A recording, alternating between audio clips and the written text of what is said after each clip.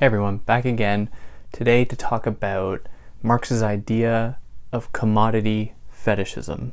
So this is coming out of the work of Capital, Volume 1 specifically. And before jumping into it, if you want to follow me on Instagram, you can do that at theory_and_philosophy. If you want to help me out, you like, share, subscribe. For the most part, people who watch this are not subscribers, so subscribe if you are among those that aren't already. If you want to help monetarily, you can do that via the links below. If you're listening to this on YouTube, you can find it in podcast form where there shouldn't be any ads via the links or wherever you get podcasts. Make sure if you want to help me out to leave, 5 stars and comment there. That'd be great. I see all the comments because I like to read what you have to say. And then without further ado, I don't waste any more of your time. Let me explain what Marx is on about with commodity fetishism. So he's using this term to attack political economists at the time. So this was in the, mid to late 19th century when he was writing against people like Ricardo and Smith, who he thought had a pretty unrealistic understanding about the economy, had a pretty unrealistic understanding of commodities. So just for the sake of argument, a commodity is a thing that is produced that is meant to be sold or exchanged for something else. Pretty simply. So let's draw a distinction between someone living maybe in, a kind of subsistence living who design a kind of hammer that they can use for their work. That is not a commodity because they're the only ones going to be using it for their own need. Now, fetishism is when a thing is bestowed with a value that isn't intrinsic to it itself. Rather, it is a value that is assumed of it, but that it actually doesn't have, but nevertheless has an effect as though it is real. So Marx says that the political economists at the time suffered from commodity fetishism. That is, they believed that there was something about commodities that made them legitimate or real, but for Marx, he's like, no. Commodities belong to a specific phase in human development, and therefore they cannot be dissociated from the social sphere from which they emanate. So in order to engage with commodities, we must not assume, as he says Ricardo and Smith do, we cannot assume that these objects house some kind of intrinsic commodity value, or, to put it more simply, that they don't intrinsically have value, which makes total sense. No object in this world has value per se. I'm looking right now at a jazz guitar book that has a lot of value to me, but to many other people, it probably means nothing. In fact, there's nothing in this world that can be said to be universally valuable. It only exists contextually. So how does this all come about?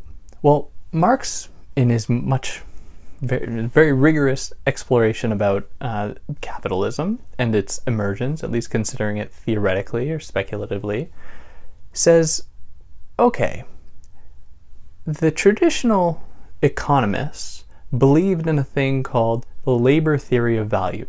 So the labor theory of value was the theory that an object's monetary or social value was directly related to the amount and intensity of labor put into it. So if let's say you were a production owner, you own the means of production for like a factory, you're going to charge, your commodity is going to be worth the amount that it took to pay for the labor to go into it, plus the raw resources, plus whatever profit you want to put on top of that. Which seems like, okay, fair enough, easy explanation. Commodities then can be traced to the labor put into them. But Marx says, he's like, well, what if it takes someone a really long time? Like, what if you have someone who's not really skilled making it? It's going to take them longer. It'll probably cost you more to pay them because they spent more time. But that doesn't change the price of the thing because the thing's price is not actually determined by the labor and the resources. It is determined by the social relations that it enters, that exist outside of the realm of production. And, in all of this, Marx wants to emphasize that the value of a commodity is really a mysterious thing. If I design a shoe and I were to get a famous person to, endorse that shoe, suddenly that shoe is worth a lot more. But it's not like its production didn't change, its material composition didn't change, its use value didn't change, yet its value has changed, which demonstrates for Marx that there is no kind of implicit attachment between the value of a thing and the labor and resources that go into the production of that thing, nor is their value intrinsic within an object itself, because you can have one shoe that doesn't have someone's name attached to it, and then another shoe that has, a famous person's name attached to it, and they are priced very differently, even though they had the same function. Now, he sets out to look at how this social field is constituted, because, he just looks at the world historically and he's like, commodities haven't always existed. So for me to just say that, me myself to just say that commodities change in social contexts implies a kind of consistency between different social contexts with people who recognize and appreciate the value of things as commodities. That is, as things that can be exchanged, things that don't necessarily have a use. So, in a kind of feudal dynamic, a serf might have no idea how an object can attain value in the way that attaching a name to a shoe can attain value. It would seem totally arbitrary and not make sense to them. But for us, it makes absolute sense. So Marx is like, how does this social field get constituted to allow for the recognition of commodities? Well, he says that in order to look at that, we have to first look at labor and the things that labor produces. So I should have said this earlier on. This is not going to be exhaustive of the entire conversation here. It's only going to be a pretty significant part of it, but there are so many other intricacies that I'm just not going to be able to cover here. So, get back to it. In terms of labor and the things that labor produces, or we have to engage with these two different fields in order to understand the emergence of this social field. So let's start with labor. He divides labor into concrete and abstract labor. So concrete labor is the individual instances of labor. The tailor who makes a certain set of clothing, or the blacksmith who makes a horseshoe, or whatever. These individual acts of labor that don't have any real resemblance to one another. They are by and large different things, two different people that might have nothing in common, aside from the fact that they both have sore hands at the end of the day, maybe. Now he contrasts that with abstract labor. And abstract labor emerges at the point that all laboring, all concrete laboring, so all different acts of laboring, can suddenly be subsumed under the category of labor in its own right. So suddenly the tailor in relation to the blacksmith have a kind of coordinated moniker attached to them as a laborer. Now, of course, this is intensified in a world in which there are workers for a person who doesn't work but who owns the means of production, in which case that there's a kind of homogenization of all those people into a laboring class, the proletarian. So under this kind of homogenization, what we can see is the very easy exchange of workers in different places. And of course, you get into the conversation here about unskilled versus skilled labor, how migrating worker patterns are meant not, to satisfy worldly or social needs, but just for people to exist as laborers, because that's how they've been kind of programmed to some extent.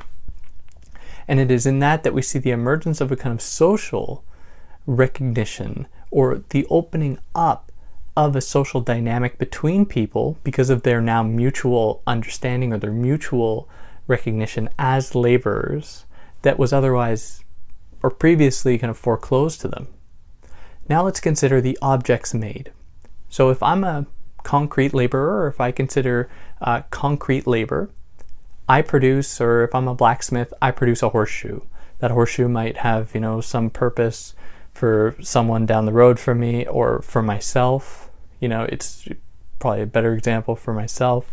And it doesn't really have much of an attachment to the person selling milk down the road or anything like that. But when we enter a phase in which objects can be exchanged with other objects, suddenly we enter into a realm where objects can take on a value that is separate from their kind of historical, from their history, from the conditions that made them possible and the resources that went into making them. So the kind of famous example that Marx gives is that 20 sheets of linen is equal to 1 coat. And then he continues this and he says, well, 20 pounds of coffee is equal to 1 coat as well. And 40 pounds of tea is equal to 1 coat. And he gives all these different kind of equations here. So he says, look, under this framework, what we have is suddenly a kind of communication between objects. You have sheets of linen that communicate with coats. You have tea that communicates with coats. You have coffee that communicates with coats. And with that is formed a general equivalence around the coat, where the coat comes to stand for all of these other things. So then you can flip the equation and say, well, if all of these things are equal to the coat, then they must all be equal to one another.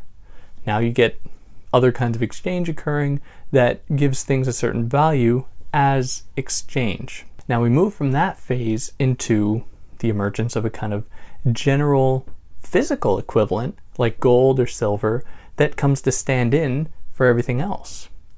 Now that doesn't just happen haphazardly. It is a direct consequence of the emerging social relations between objects, where these objects that are being exchanged among one another are viewed almost as though they're communicating humans, as though they are things in themselves that have value in their own right, because of course 20 sheets of linen is equal to 1 coat. That's just what things are worth. And it is at this point that it opens the door for a misrecognition of the forces at play that give life to commodities as objects to be exchanged. And that is why Marx says that Ricardo and Smith fall prey to commodity fetishism, because they look at all these relations and they think, well, of course that's natural. Of course 1 coat equals that. They must have intrinsic value, or their value is directly related to the labor that went into them. So because of that, Marx and Ricardo, in naturalizing it, can trace the lineage of capitalism back through human history. And they say, well, when you had these examples of concrete labor, people building things, people making things with their bare hands, artisans and whatnot, they were producing these commodities that people would want, which would explain royalty having, certain esoteric produced things for themselves because they had intrinsic value. But Marx is no, they only are able to attain a certain commodified exchangeable value is when we have entered socially into a dynamic in which labor and the products of that labor become socialized, and they themselves enter into social relations among themselves, whereas previously 2 laborers didn't necessarily have anything in common, and 2 objects didn't have anything necessarily in common, except that maybe they would, some kind of forced interaction would occur. Now, all of this undoubtedly gets compounded with the introduction of paper money, for example, that just makes equivalence so much easier, but then also so much more fragile, because it moves itself away from a socially recognizable, tangible object like gold or silver. Not to say that that's any better, but it does move us away from that into a more speculative, uncertain realm that might potentially have pretty devastating consequences. So to kind of reiterate, commodity fetishism is the moment in which a commodity is assumed to have a kind of natural quality, or its value is considered natural, more or less. So to say a little bit more about money, money is a kind of universal equivalent, right? It is what allows things to be exchanged without considering, the varying social dynamics. Like for some people, they might not view linen as useful as another group of people, or, coats or whatever. So money allows that to iron out all those differences.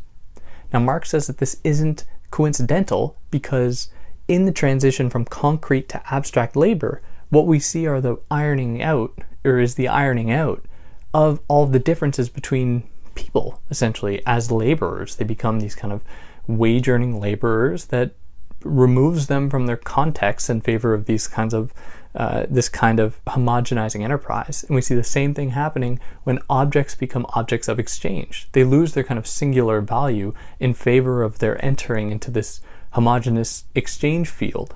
So then, of course, we're geared towards this entering of a universal equivalent to make sense of all these things, because it's just where it was headed. So he says that unlike what Smith and Ricardo have to say, money was not brought down almost from God, as though, or from, humanity's undying rationality. It's not as though humans were like, God, what would make exchange easier? If we had a universal equivalent, like money. Marx is like, no. Money was the natural progression, the natural endpoint in capitalism, the point that it would lead to, because of its trajectory through the entering into these social dynamics, these kind of social spheres that ironed out differences, leading or setting the stage for the introduction of such a universal equivalent. And that's more or less it. If I said anything wrong, I'd love to hear about it. If anyone has anything they'd like to include, I would also love to hear about it. If you like what I did here, like, share, subscribe, and catch you next time. Take care.